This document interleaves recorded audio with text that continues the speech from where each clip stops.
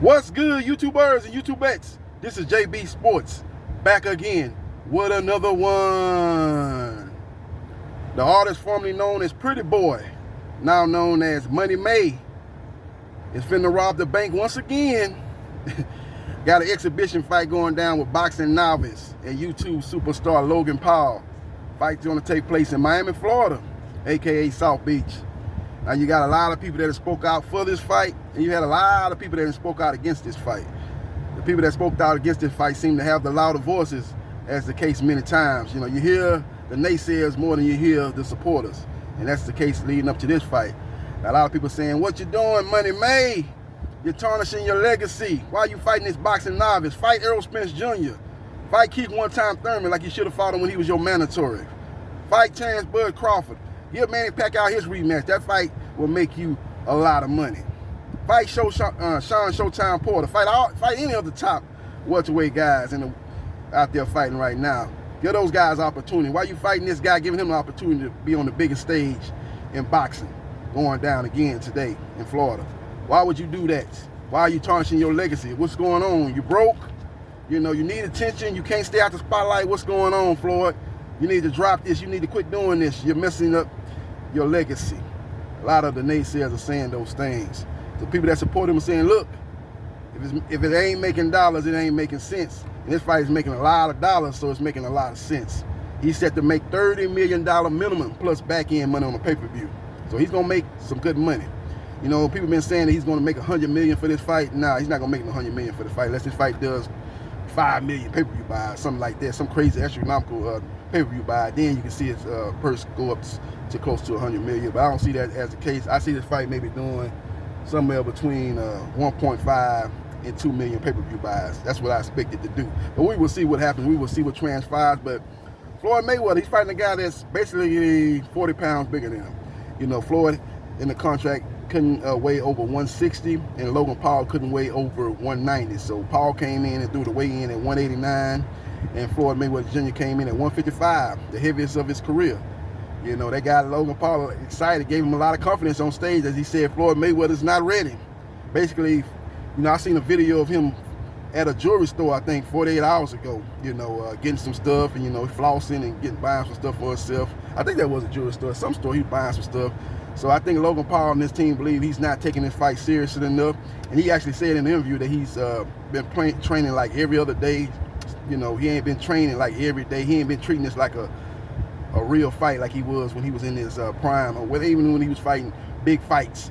You know, he's not treating this in that manner as he's fighting. He's like, I think he said he was training like every other day, and he's, you know, so I don't know. He said a similar thing before he fought Conor McGregor, that he wasn't training like he usually trained, but he was in good shape, and he continues to stay in shape 24/7. He's a guy that never gets out of shape. He's a guy that lives, even when he's not fighting, he lives a very strict lifestyle as far as eating the right things, not drinking, and basically staying in good shape. So it's not that he's not in you know, good shape, but it's just that, you know, he's never seen him this heavy. 155 pounds is the heaviest of his boxing career. So we will see what happens. We will see what transpires. But as far as the fight goes, I'm not going to get all in depth of this fight, because this guy, Logan Paul, really ain't fought nobody, obviously. He had one fight, and that fight was against a fellow YouTube superstar in KSI. A lot of people thought he won that fight. He lost that fight by split decision. KSI was very wild, throwing a lot of looping shots. I thought Logan Paul was shown to be a more technical fighter than KSI, but the more eye-popping shots were landed by KSI, so I think that's the reason why he got the decision. Now, in this fight against Floyd Mayweather Jr., you got to use your size. You got to use your height. You're the taller guy. You're the bigger guy. You got to use that jab and keep putting that jab in Floyd Mayweather's face. Make Floyd Mayweather have to slip that jab and get inside. When he gets inside, then you got to make him pay for getting inside. That's your only opportunity, is to try to jab and keep him on the outside. If that doesn't work, then you got to start using your weight. You're going to have to start trying to back Floyd up and leaning on him and using your weight and your size advantage. Get dirty, get rough, do what you got to do. Try to frustrate Floyd, and hopefully he make a mistake. I don't think that's going to happen. It ain't happened none in his career. He's a very disciplined fighter. He makes mistakes, but he's not going to make a mistake where just gets upset and start throwing punches and engaging with you and leaving himself open. He's not going to do that, but he's a very, very, very disciplined fighter in Floyd Mayweather Jr. High boxing IQ. Even at 44 years old, he will make the adjustments if he needs to make adjustments and slowly break down Logan Paul. I think it'll start with the jab to the body, and I think he'll get Logan to bring his guard down with those body shots to kind of take Logan Paul legs away, get him to drop his guard, and I think he'll start hitting him with that beautiful straight right hand that he's known to do. Probably his signature punch, that straight right hand he throws. Very good right hand, very good right hand. No, great jab, and he'll be using that jab to the body, and then he'll be looking to shoot him with that straight right hand. Hit him with that right hand, duck, and get out of harm's way. That's Floyd's signature punch that he's done, especially since he went from Pretty Boy to Money Made. Pretty Boy, he was a more vicious and more guy that was a seek and destroy type of guy. But since he had hand problems, he's become more of a defensive mind and more of a technical boxer, a guy that's looking to land one shot and then get out of there. Basically hit you with sharp, accurate punches, but don't waste no punches. That's what Floyd Mayweather's done in the second half of his career. So we will see what happens. We will see what transpires. But that weigh-in was crazy. That weigh-in got me excited, actually, for this fight, man. They had Ruby Rose performing. They had Trick Daddy. Remember old Trick Daddy? I don't know what this world's gonna hate. It's mama. Yeah, that was Trick Daddy going on. Yeah, Trick Daddy going down, man. So that kind of got me excited for this fight, man. The stars are out. You know, they got it in a good place in Miami, man. Miami is one of the top attractions in the United States. A lot of people like to go to South Beach on vacation and hang out and stuff like that. I bet you the after parties after this fight tonight is going to be crazy. The after parties going to be going down, man. You see a lot of stars down there. I see Adrian Broner down there, Caleb Plant down there. They got a lot of fighters that are down there. You know, they're going to be down there, but they know that's going to be the scene for the fight and the after party. So it's going to be going down, man. But I got some quick news outside this fight, man. I broke that fight down, and there Floyd should win that fight, man. I think he could stop him maybe around round 5. I think he maybe 5, round 6. I see him stopping Logan Paul. But we will see what happens, and we will see what transpires. But as far as the Fox boxing schedule, I'm hearing through the grapevine that will be announced this week. The Fox boxing schedule. Now you're gonna be hearing about Gary Russell. I think he's gonna be defending his title against the #1 mandatory contender, Hispanic fight. I can't remember his name right now, but he's going to be defending this belt on Fox. You're going to see Kanaki. You know, his last fight, he got knocked out with I can't even remember the guy's name right now, but they're going to have a rematch. The last guy to defeat Kanaki, it's going to be a rematch. That fight's going to be on Fox. What else? Obviously, the Wilder Fury 3 will be on Fox in collaboration with ESPN pay-per-view, Fox pay-per-view, and ESPN pay-per-view. And you'll hear a lot of them fights getting announced, like the Kanaki fight, the Gary Russell fight will get announced. Sean Showtime Porter will be part of that schedule.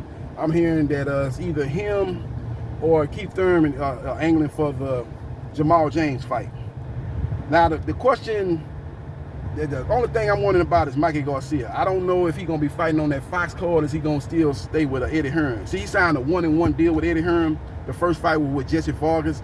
The second fight, he could try to set up a fight with another network or another promotional company, but Matchroom has a right of first refusal where they can match that offer, and then he would have to go fight over there. Say he could set up a fight between him and Ugas.